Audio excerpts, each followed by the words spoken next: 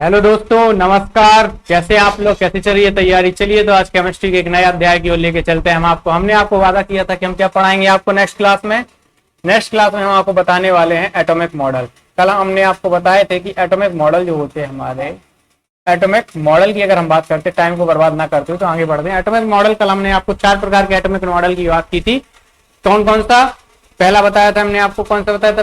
पहला बताया था हमने आपको रदरफोर्ड, दूसरा जे थॉमसन बताया था। तीसरा कौन सा बताया था हमने आपको?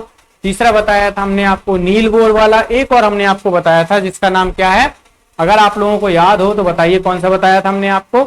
एक बताया था डेल्टन्स मॉडल। तो सबसे पहला कौन सा था हमारा? सबसे पहले की अगर हम बात करते तो वो था हमारा डेल्टन्स मॉडल। तो ये जो होते हैं ना हमारे एटॉमिक मॉडल, ये एटॉमिक मॉडल हमारे बहुत ज्यादा पूछे जाते हैं। इनको पूछा जाता है, इसी वजह से हम आप इनके सामने आज डिस्कस करने वाले हैं। इनसे क्या चीजें पूछी जाती हैं, इन सबको पता करेंगे। पहले नंबर देखें तो पहला पॉइंट ही हमने आपके सामने लिख दिया है जो एग्जाम में पूछा जाता है। आपसे सीधा पूछा जाएगा कि डेल्टन की एटॉमिक थ्योरी कब दी गई थी? तो डेल्टन की एटॉमिक थ्योरी दी गई थी 1803 में। कब दी गई थी बच्चों? 1803 में दी गई थी। इस थ्योरी में इन्होंने क्या बताया था? तो पहले पॉइंट के बारे में बात करते हैं। तो डेल्टन साहब ने हमारे जो डेल्टन साहब थे, इन्होंने पहली थ्योरी में इन्होंने बताया था कि कोई भी एटम जो होता है वो कैसा होता है? बहुत छोटा पार्टिकल होता है। तो बोल सकते हो हर एक मैटर, बोल सकते हो एवरी मैटर, हर एक पदार्थ क्या होता है? हर एक पदार्थ is made up of very small particle,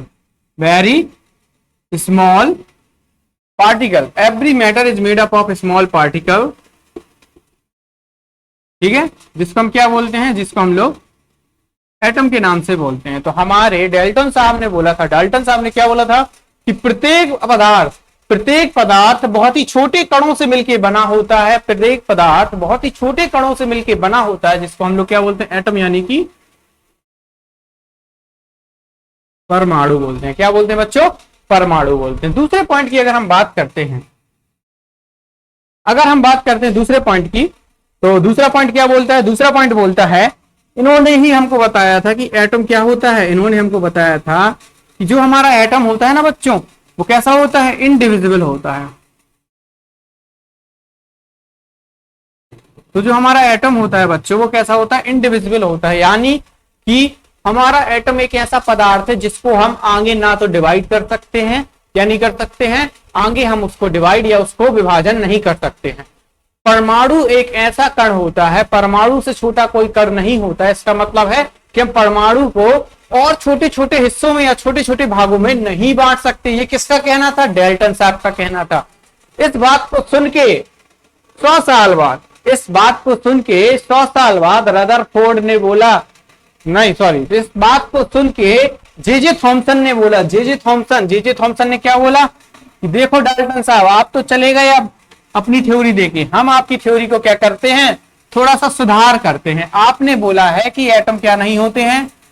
atom जो होते हैं वो टूट नहीं सकते। अब तो हम लोग 100 साल तक क्या मानते रहे? 100 साल तक हम केवल यही मानते रहे कि एटम जो होता है वो टूटता नहीं है। जब हमारे सामने कौन आए? हमारे सामने आए जैसे जे थॉमसन जब हमारे सामने आते हैं तो इन्होंने क्या बोला? 1900 कब बोला? सबसे पहले पूछा जाएगा आपसे, कब बोला? जे थॉमसन मॉडल कब आया था? तो जे थॉमसन का मॉडल आया था 1903 में। 100 साल बाद हमारे जे थॉमसन साहब का मॉडल आया। इन्होंने क्या बोला? इनका कहना क्या था? इनका कहना था कि एटम जो होते हैं ना, एटम, इन्होंने पाया कि जो हमारे एटम है ना, डाल्टन साहब की थ्योरी इन्होंने गलत सिद्ध कर दी। ये आए और बोले कि एटम हमारा जो होता है वो क्या होता है? डिविजिबल होता है। इन्होंने बताया कि एटम जो होता है हमारा डिविजिबल होता है। अब इनने जो एक्सपेरिमेंट किया एटम में, और उन्होंने बताया कि एटम को हम क्या कर सकते हैं? यानी परमाणु को हम लोग विभाजित कर सकते हैं। अब कैसे विभाजित कर सकते हैं? इन्होंने बताया कि जो हमारा एटम होता है वो 2 प्रकार का होता है। एक तो इसके अंदर क्या होते हैं? एक तो इसके अंदर इलेक्ट्रॉन होते हैं, ठीक, और दूसरे हमारे पास क्या होते हैं, दूसरे हमारे पास पॉजिटिव चार्ज होता है, पॉजिटिव पार्टिकल होते हैं। इन्होंने नाम नहीं दिया था इस पार्टिकल को, पर बोला था क्या होता है कि हमारे पास एटम क्या होता है, दो हिस्सों में बटा होता है। एटम में दो हिस्से होते हैं, दो हिस्सों में कुछ इस प्रकार से एटम दो हिस्सों में होता है, और इसमें क्या होता है, एक ठोस पार्ट बीच में पाया जाता है। इस ठोस पार्ट को ही उन्होंने क्या बताया था, इस ठोस पार्ट को ही उन्होंने बताया था ये हमारा पॉजिटिव पार्टिकल पार्ट होता है, जो कि सबसे ज्यादा घना होता है। इसके बाद उन्होंने बताया कि इलेक्ट्रॉन, आपको बताया था हमने कल की इलेक्ट्रॉन की खोज किसने की थी, जे थॉमसन ने की थी, क्योंकि इन्होंने ही इलेक्ट्रॉन का पता लगाया था एटम के अंदर। अगर एटम के अंदर इन्होंने किसका पता लगाया था, किसका पता लगाया था, किसका, इलेक्ट्रॉन का, तो उन्होंने बताया कि इलेक्ट्रॉन इस तरीके से कुछ बिखरे हुए पाए जाते हैं। कहां पे पाए जाते हैं, इनका कहना था कि जैसे हमारा ये तरबूज है, तरबूज में जैसे बीज होते हैं ना, बीज, तरबूज में जैसे बीज होते हैं, तरबूज में जो बीज होते हैं उसी तरीके से तरबूज में बीज होते हैं, उसी तरीके से ये क्या कहलाते हैं, हमारे इलेक्ट्रॉन कहलाते हैं। मतलब एक एटम के अंदर जैसे तरबूज में बीज पाए जाते हैं उसी तरीके से क्या पाए जाते हैं, इलेक्ट्रॉन पाए जाते हैं। ये हमारे जे थॉमसन साहब ने बोला था, उनने ही इलेक्ट्रॉन की खोज की थी। इसीलिए इलेक्ट्रॉन की अगर डिस्कवर की बात की जाए तो डिस्कवरी किसने की थी, हमारे जे थॉमसन ने की थी। इन्होंने एक पॉजिटिव पार्टिकल की बात की थी, यानी कि ये बताया था कि एटम में एक धनात्मक, धनावेशित, धन क्या बोल सकते हैं इसको, जो भी बोलते हो हिंदी में लिखते इसको यही है, धनावेशित बोल सकते हो। धनावेशित जो होता है हमारा क्या होता है, धनावेशित होता है। एटम हमारा कैसा होता है, एटम के अंदर एक पार्टिकल पाया जाता है जिसको हम धनावेशित पार्टिकल बोलते हैं, यानी कैसा तब तक होता है, एक पॉजिटिव पार्टिकल होता है। और इनका मानना था कि एटम कैसा होता है, एटम के अंदर बोल सकते हो कि एटम हमारा कैसा नहीं होता, इसमें घना नहीं होता, घना नहीं होता है इसका अंदर, मतलब बोल सकते हो कि डेंसिटी नहीं होती, एक तरबूज की तरीके का होता है जिसमें इलेक्ट्रॉन क्या होते हैं, तरबूज के बीज के समान होते हैं। इनका मानना ये था। चलिए अब आगे देखते हैं, आगे की अगर हम बात करें, आपसे आगे की बात करते हैं। चलिए दूसरे के बाद हम तीसरे पॉइंट की बात करते हैं। देखिए ये चीज क्लियर है ना, एकदम समझ में आ गई। लिखते जरूर हम इंग्लिश में है, पर हिंदी आप लोगों को बताते हैं, ठीक है। क्या है, हमारी हिंदी ज्यादा शुद्ध नहीं है तो हम हिंदी ज्यादा अच्छे से लिखते नहीं है, इंग्लिश में ज्यादा हमने पढ़ा है तो इंग्लिश ही की बात करते हैं, पर फिर भी आप लोगों के लिए हम हिंदी सीख रहे हैं धीरे धीरे। देखिए यहाँ तीसरे पॉइंट की अगर हम बात करते हैं तो तीसरा पॉइंट है हमारे सामने रदरफोर्ड एक्सपेरिमेंट या रदरफोर्ड मॉडल। रदरफोर्ड ने एक एक्सपेरिमेंट किया था, आप लोगों को पता होगा, आप लोगों ने पढ़ा होगा 9वीं 10वीं में, 9वीं में पढ़ा होगा या 8वीं में पढ़ा होगा। इस तरीके से उन्होंने क्या रखी थी, एक, पहले हम आपको रदरफोर्ड के एक्सपेरिमेंट की बात करेंगे, ठीक है, ठीक। ये रदरफोर्ड का एक्सपेरिमेंट हो गया। इसी को हम लोग गोल्ड फॉइल एक्सपेरिमेंट के नाम से जानते हैं। किसके नाम से जानते हैं, गोल्ड फॉइल एक्सपेरिमेंट के नाम से जानते हैं, ठीक है। फॉइल क्या कहलाती है, फॉइल एक टुकड़ा कहलाता है, बिल्कुल पीट पीट के पतला सा बिल्कुल टुकड़ा, इतना छोटा सा ले लिया था। किसका टुकड़ा ले लिया था, सोने का टुकड़ा ले लिया था। किसका ले लिया था, सोने का टुकड़ा ले लिया था। यही हमारा क्या है, गोल्ड फॉइल है, यही हमारी क्या है, सोने का टुकड़ा है। इसमें उन्होंने क्या गिराई, उन्होंने इसमें गिराई थी अल्फा रे। अल्फा रे क्या कहलाती है, एक रेडियो एक्टिव रे कहलाती है। जब हीलियम एटम में से दो इलेक्ट्रॉन, उसके दो भी इलेक्ट्रॉन जो होते हैं वैलेंसी एटम पर, वो निकल जाते हैं तो वो क्या करता है, किसके बराबर हो जाता है, अल्फा रे के बराबर हो जाता है। इसको हम आपको रेडियो एक्टिव चैप्टर में पढ़ाएंगे। अल्फा रे क्या होता है, बीटा रे क्या होती है, गामा रे कहलाती है। अभी बस इतना याद रखिए कि अल्फा रे को उन्होंने गोल्ड फॉइल पर गिराया। अभी उन्होंने क्या किया, गोल्ड फॉइल एक्सपेरिमेंट की बात कर रहे हैं हम, कि गोल्ड फॉइल का जो प्रयोग किया था उन्होंने, उसकी बात कर रहे हैं हम। तो जो गोल्ड फॉइल का प्रयोग किया था उसकी बात करते हैं। रदरफोर्ड जी आए, उनने बोला कि मैं एक सोने की पत्ती रखूंगा, उस पे अल्फा किरण क्या करूंगा, गिराऊंगा। जब अल्फा किरण गिराता हूं तो कुछ तो यहां जाके गिरती हैं, कुछ यहां जाके गिरती हैं, कुछ यहां गिरती हैं, कुछ यहां नीचे गिर जाती हैं। पर उन्होंने पाया कि जब वो हिस्सा यहां टकराता है, ये वाली लाइन यहां टकराती है तो यहीं से वापस हो जाती है, मतलब जिस रास्ते आए थे उसी रास्ते चली जाती है। तो उनका कहना क्या था कि एटम की एक स्ट्रक्चर कुछ इस प्रकार से होती है, एटम का स्ट्रक्चर कुछ इस प्रकार से होता है, और एटम के सेंट्रल पार्ट पर जिसको उन्होंने न्यूक्लियस नाम दिया। तो यहाँ पे क्या समझ में आया भैया, यहाँ पे इतना समझ में आ गया कि अगर ये न्यूक्लियस है तो न्यूक्लियस की डिस्कवरी किसने की होगी बच्चों? न्यूक्लियस की डिस्कवरी किसने की होगी? न्यूक्लियस यानी केंद्रक की डिस्कवरी करने वाले थे हमारे रदरफोर्ड। केंद्रक की डिस्कवरी किसने की थी? रदरफोर्ड ने की थी। उन्होंने बताया कि एटम के सेंट्रल पार्ट सबसे ज्यादा घना होता है और ये पार्ट क्या कहलाता है? इसका केंद्रक कहलाता है। उनका कहना था कि सबसे ज्यादा घना पार्ट होता है क्या? न्यूक्लियस सबसे ज्यादा घना पार्ट होता है। इसी को हम लोग क्या बोलते हैं? केंद्रक बोलते हैं। क्या बोलते हैं बच्चों? केंद्रक बोलते हैं। केंद्रक के हिसाब से ही हम बोल सकते हैं कि न्यूक्लियस क्या हो जाता है। न्यूक्लियस की खोज किसने की थी? रदरफोर्ड ने की थी। किसने की थी? रदरफोर्ड ने की थी। और उनका मानना था कि कुछ इस तरीके के पार्टिकल होते हैं जिनसे टकरा के क्या हो जाती है हमारी, इस तरीके के वो होते हैं, क्या होते हैं? पार्टिकल होते हैं। इन्हीं पार्टिकल को उन्होंने दिया था कि ये एक नेगेटिव पार्टिकल है। जब इनसे अल्फा रे टकराती है, जब इनसे अल्फा रे टकराती है, ऐसी अल्फा रे आई, ये टकरा के इस साइड चली गई, ये ऐसी अल्फा रे आई, यहां टकराई, इस साइड चली गई। लेकिन जब वो यहां से गई तो यहां से उस साइड नहीं जा पा रही थी, वो उस पार नहीं जा पा रही थी, वो वापस इसी साइड लौट आई। तो उनको पता चला कि यहां तो सबसे ज्यादा घनत्व है। यहां क्या है बच्चों? यहां सबसे ज्यादा घनत्व है। उनको क्या पता चला कि यहां सबसे ज्यादा घनत्व है। ठीक है, क्लियर है, समझ में आ गया? अब देखिए कुछ पॉइंटों के बारे में लिखते हैं। ठीक, रदरफोर्ड ने जो पॉइंट बताए थे, एक्सपेरिमेंट समझ में आ गया होगा। अब एक एक पॉइंट इससे पूछे जाते हैं। अच्छा, रदरफोर्ड का एक्सपेरिमेंट कब हुआ था? पहला पॉइंट हमारा है रदरफोर्ड का एक्सपेरिमेंट कब हुआ था। रदरफोर्ड के एक्सपेरिमेंट की बात करें तो वो हुआ था 1911 में। अब पहला पॉइंट इन्होंने बताया था, इन्होंने ही बताया था हमको कि हमारा जो एटम होता है वो कैसा होता है। एटम जो होता है वो स्फेरिकल होता है। एटम कैसा होता है? स्फेरिकल यानी कि गोलाकार होता है, गोलाकार होता है। दूसरे पॉइंट की अगर हम बात करते हैं तो जो एटम होता है वो कैसा होता है? एटम अंदर से खोखला होता है। कैसा होता है? खोखला होता है, या फिर बोल सकते हो कि हॉलो होता है। कैसा होता है? हॉलो होता है। ठीक है, अंदर से कैसा होता है बच्चों? अंदर से होता है हॉलो। अगर हम एटम की बात करते हैं तो एटम अंदर से खोखला होता है। क्यों? उनने बताया, उनने बोला कि हमारा ये एटम है तो एटम में बीच में एक घना पार्ट होता है जिसको हम लोग न्यूक्लियस के नाम से जानते हैं। बाकी का पार्ट उनका बोलना था कि वो कैसा होता है? खोखला होता है। ये चीज उन्होंने बताई थी।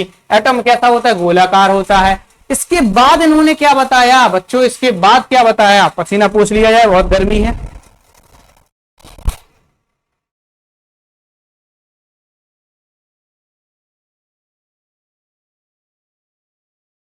इसके बाद उनके पॉइंट की बात हम करते हैं तो इसके बाद उन्होंने बोला था, तीसरे पॉइंट की अगर हम बात करते हैं तो तीसरे पॉइंट की हम बात करेंगे तो उन्होंने बताया था कि एटम के अंदर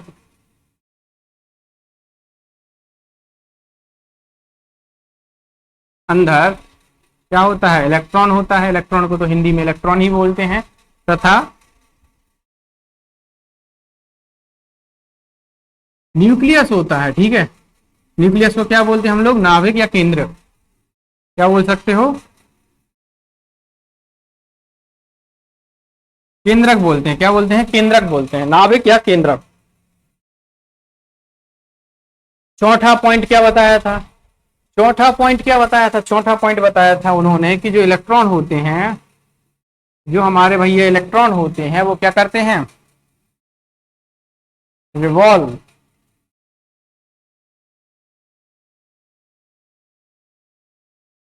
रिवॉल्व करते हैं, यानी कि चारों ओर चक्कर लगाते। किसके? Around the nucleus.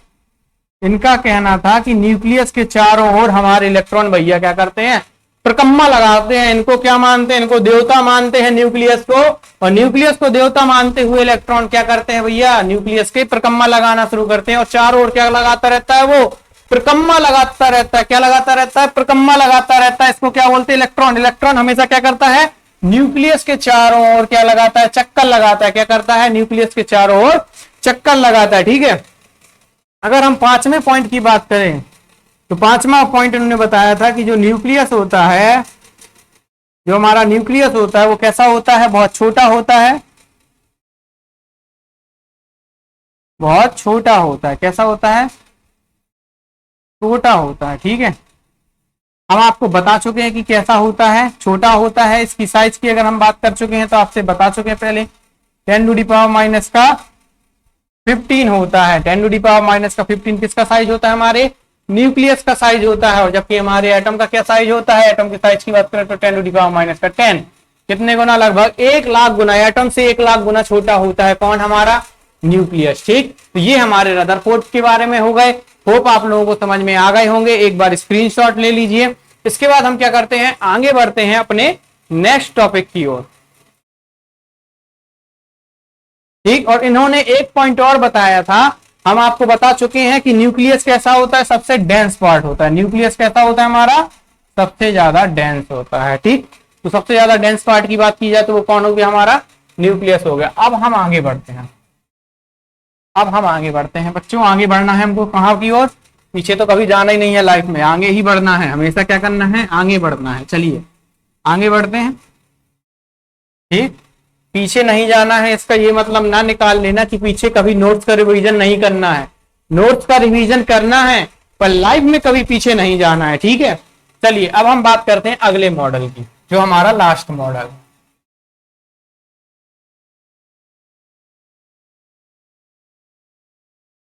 नील और बोर, दो अलग अलग साइंटिस्ट, एक था नील और एक था बोर। उन दोनों ने मिलकर, नील और बोर ने मिलकर एक मॉडल बनाया था जिसका नाम है, कहलाता है नील बोर मॉडल। ये कब दिया था, 1913 में। कब दिया था, 1913 में दिया था। कल हमने आपके को एक पॉइंट लिखवाया था, पहला पॉइंट इन लोगों ने क्या बताया था कि एटम की स्टेबिलिटी, एटम की स्टेबिलिटी को इन्होंने क्या बताया था, एक्सप्लेन किया था। पहला मॉडल, ये बहुत इंपॉर्टेंट क्वेश्चन है, इसको आप लोग स्टार मार्क लगा सकते हैं। ऐसा कौन सा मॉडल है केमिस्ट्री का जिसने एटम की स्टेबिलिटी को बताया था। एटम यानी परमाणु एक स्थायी तौर पे रहता है, ये कौन से मॉडल ने बताया था, ये नील बोर मॉडल ने बताया था। अब दूसरी चीज के बारे में बात करते हैं। दूसरा पॉइंट इन्होंने क्या बताया था, इन्होंने बताया था कि क्या होता है, आप बताइए इन्होंने क्या बताया था, हैं, न्यूक्लियस के बारे में बता चुके हैं हमारे रदरफोर्ड। ठीक, तो अब आप बताइए क्या होता है। इन्होंने बताया था कि जो एनर्जी लेवल होता है ना, एनर्जी लेवल जो होता है, एनर्जी लेवल, किसका एनर्जी लेवल, अगर हम एनर्जी लेवल की बात करें तो हर एक इलेक्ट्रॉन का अलग होता है। हर एक इलेक्ट्रॉन का एनर्जी जो होता है, हर एनर्जी लेवल जो होती है हर इलेक्ट्रॉन की, वो कैसी होती है, डिफरेंट होती है। किनमें डिफरेंट होती है, जब वो किसमें होते हैं, डिफरेंट सेल में होते हैं। डिफरेंट सेल में होने वाले इलेक्ट्रॉन की एनर्जी जो होती है वो कैसी होती है, डिफरेंट होती है। अब आप लोग पूछेंगे ये सेल क्या है भैया, तो सेल हम बता देते हैं, इसको हम लोग क्या बोलते हैं, कक्ष बोलते हैं। क्या बोलते हैं, कक्ष बोलते हैं, या फिर कक्षा बोल सकते हो, और अगर हम इंग्लिश में बात करें तो इसको ऑर्बिट के नाम से भी बोलते हैं। तो एक ऑर्बिट, अलग अलग ऑर्बिट में पाए जाने वाले इलेक्ट्रॉन, अलग अलग ऑर्बिट में पाए जाने वाले इलेक्ट्रॉन की एनर्जी कैसी होती है, अलग अलग होती है। तीसरा पॉइंट बोला है, तीसरा पॉइंट, अगर अलग अलग में पाए जाने वाले की अलग अलग एनर्जी होती है, तो सेम सेल में पाए जाने वाले इलेक्ट्रॉन, यानी सेम कक्ष में पाए जाने वाले इलेक्ट्रॉन, सेम कक्ष में पाए जाने वाले या कक्षा में पाए जाने वाले इलेक्ट्रॉन जो होते हैं वो कैसे होते हैं, हमारे सेम कक्षा में पाए जाने वाले इलेक्ट्रॉन की एनर्जी कैसी होती है, सेम कक्षा में पाए जाने वाले इलेक्ट्रॉन की एनर्जी जो होती है वो सेम होती है। हम आपको भी बताते हैं कि कक्षा क्या कहलाती है। देखिए ये हमारा हो गया केंद्रक, इन्होंने बताया केंद्रक। केंद्रक के चारों ओर इलेक्ट्रॉन एक ऑर्बिट में मूव करते हैं, ये नील बोर ने बताया।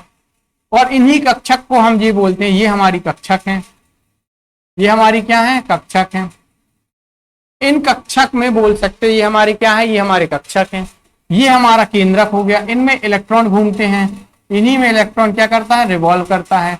अगर हम इलेक्ट्रॉन रिवॉल्व इन्हीं में घूमता है तो आप बताइए इस वाली को हम क्या बोलते हैं, इसको हम के बोलते हैं, इसको एल कक्षा बोलते हैं, इसको एम कक्षा बोलते हैं, इसको एन कक्षा बोलते हैं। के एल एम हमारे पास ये चार कक्षाएं हो गई। अब चार कक्षाएं हमारे पास हो गई हैं तो पहले हम क्या करते हैं, पहले पॉइंट लिख लेते हैं, फिर हम आपको इस पूरे डायग्राम को एक्सप्लेन करते हैं। ठीक है, चलिए चौथा पॉइंट इन्होंने क्या बताया था, इन्होंने बताया था कि सेम सेल में रहने वाले इलेक्ट्रॉन, सेम सेल में रहने वाले इलेक्ट्रॉन, सेम सेल में रहने वाले इलेक्ट्रॉन कैसे होते हैं? ना तो एनर्जी गेन करते हैं, ना तो क्या होती है, ना तो एनर्जी को गेन करते हैं। एनर्जी गेन का मतलब क्या हो गया, ना ही ये एनर्जी को इनको मिलती है, एनर्जी गेन करते हैं, ना ही ये लॉस करते हैं, ना ही एनर्जी ये गेन करते ना लॉस करते। ठीक, तो इनको ना ही तो एनर्जी का क्या होता, ऊर्जा मिलती है, ना ही इनको एनर्जी क्या होती है, लॉस होती है। इसी वजह से क्या होते हैं, ये स्टेबल होते हैं। ये बताया था हमारे नील बोर साहब ने। नील और बोर दो अलग अलग साइंटिस्ट थे, दोनों ने ये कुछ उनके पॉइंट थे जो हमने आपको बताया। अब हम बात करते हैं आपके सेल की। किसकी बात करते हैं, सेल की बात करते हैं। तो सेल की बात करते हैं, ठीक है, सेल के बारे में समझते हैं। सेल के बारे में समझ लीजिए। तो सेल के बारे में आप इसी वीडियो में समझ लीजिए, इसके बाद फिर हम आपको बताएंगे वैलेंसी के बारे में, किस तरीके से वैलेंसी बढ़ती है, किस तरीके से बैलेंस इलेक्ट्रॉन कहलाते हैं, किस तरीके की इलेक्ट्रॉनिक कॉन्फ़िगरेशन क्या कहलाती है। टॉपिक बहुत अच्छा है, टॉपिक बहुत इंटरेस्टिंग है, समझने की कोशिश कीजिए। अब हमने आपको यहाँ बताया कि ये कोई कई प्रकार के होते हैं। हमारे पास एक K होती है, L होती है, M होती है, N होती है। ये हमारी क्या होती है, कक्षा होती है।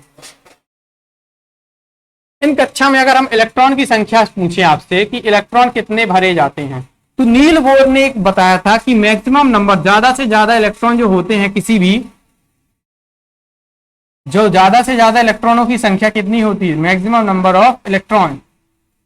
एक सेल में हमारे इलेक्ट्रॉन की संख्या जो होती है वो कितनी होती है, 2n² होती है। जहां पे ये क्या बताता है, नंबर ऑफ सेल, या सेल नंबर के बारे में बताता है। ठीक, अगर हम n की बात करते हैं, स्मॉल n की बात करते हैं, तो ये हमको सेल नंबर के बारे में बताता है। और इसमें भरने वाले इलेक्ट्रॉन, ज्यादा से ज्यादा कितने इलेक्ट्रॉन भर सकते हैं, वो इस फॉर्मूले से निकाले जा सकते हैं। इसको आप लोग स्टार मार्क लगा सकते हैं, क्योंकि ये भी कई बार एग्जाम में पूछा जा चुका है कि किसी भी सेल में ज्यादा से ज्यादा कितने इलेक्ट्रॉन भरे जा सकते हैं, इसकी संख्या कैसे निकाली जाती है। तो वो निकाली जाती है 2n² के जरिए। तो ये कौन सा संख्या हमारी पहली, यानी इलेक्ट्रॉन कितने रहे होंगे, 2, 1 का स्क्वायर इज इक्वल टू 2। ठीक, यहाँ कितना आ गया, 2। इसमें कितने हो गए, 2, यानी कितने हो गए, 6 कि 8, ये हो गए 8। इसमें कितने हैं, 3, इसमें कितने हो गए, 18।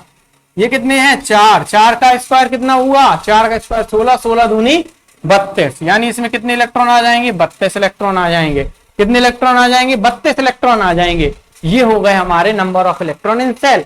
तो इसमें 2 इलेक्ट्रॉन भर सकते हैं, ये चीज हम आपको पहले पढ़ा चुके हैं। इसमें 8, इसमें 18, इसमें 32 भर सकते हैं। इनकी एनर्जी अलग अलग होती है, इनकी एनर्जी अलग अलग होती है। जैसे ही आप आगे बढ़ते जाएंगे, एनर्जी क्या होती जाएगी, इंक्रीज होती जाएगी। एनर्जी यानी ऊर्जा बढ़ती जाएगी, यानी कि K की एनर्जी जो होगी वो सबसे कम होगी, फिर L की होगी, फिर M की होगी, और फिर N की होगी। यानी N सेल की अलग अलग ऊर्जा होती है। इसके सबके बारे में हम अगली वीडियो में डिस्कस करेंगे। हमको अभी आपको केवल ये बताना था कि कक्षाएं क्या कहलाती हैं, तो हमने आपको कक्षाएं बता दी हैं कि न्यूक्लियस के चारों ओर जो घूमती हुई रेखा होती है, जिस रेखा में इलेक्ट्रॉन घूमता है, उसी को हम क्या बोलते हैं, उस इलेक्ट्रॉन का कक्षा बोलते हैं या ऑर्बिट बोलते हैं। ठीक है, तो यहाँ पे हमारी ये वीडियो आज की खत्म होती है। होप आप लोगों को अच्छे से समझ में आ रहा होगा। बाकी की जो वीडियो है वो आपको क्या मिलेगी, उसमें जो नेक्स्ट क्लास होगी उसमें आपको बाकी की चीजें डिस्कस की जाएंगी। वीडियो अच्छी लगती है तो एक बार लाइक जरूर कर दीजिएगा, और चैनल को अभी तक अगर आपने सब्सक्राइब नहीं किया है तो एक बार सब्सक्राइब कर दें और बेल आइकन जरूर दबा दें। थैंक यू, क्लास चलते हैं।